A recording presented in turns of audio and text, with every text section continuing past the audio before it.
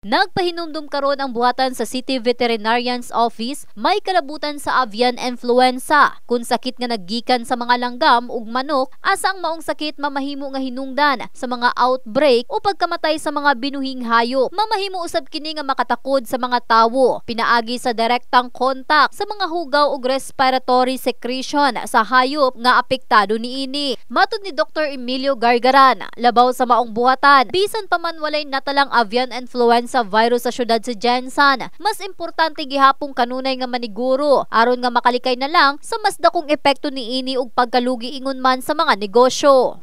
May threat kita sa avian influenza, but here in Santos City, gipaningkamutan mo ginato nga dili ta maapektuhan na ng avian influenza kasi kung tanaw na to avian influenza is zoonotic. Pag hindi nato makontrol, tao nang apektado ta compared to ESF na no human threat ESF.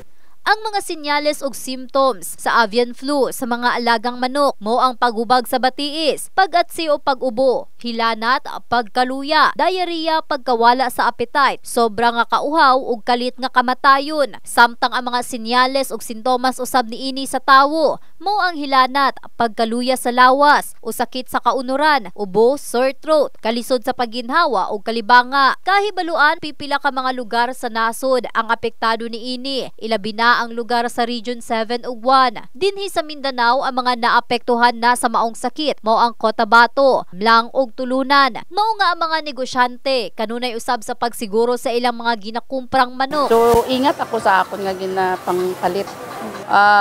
Siyempre makita mo man si Chora ka ginapalit mo nga healthy, nga way sakit. Ang mapagkao dapat limpyo jud permit. Dapat nakakay ano-ano naman jud ay permit. Dili man ay pagawas kung walay permit gud. Kumbaga dili na siya dokumento ma'am kay diri ra man na siya. Okay lang kung sa gawas kana no lisod. Kinahanglan kumpleto gikag dokumento.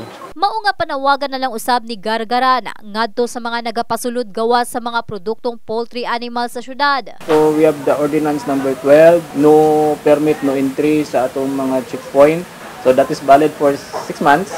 Di man ta gusto na kuan ato na siyang trabaho on to avoid the entry of avian influenza in General Santos City and even our adjacent municipalities and provinces. In the heart of changing lives, kini si Russell Jean Mantile sa Brigada News Jensan, Brigada News.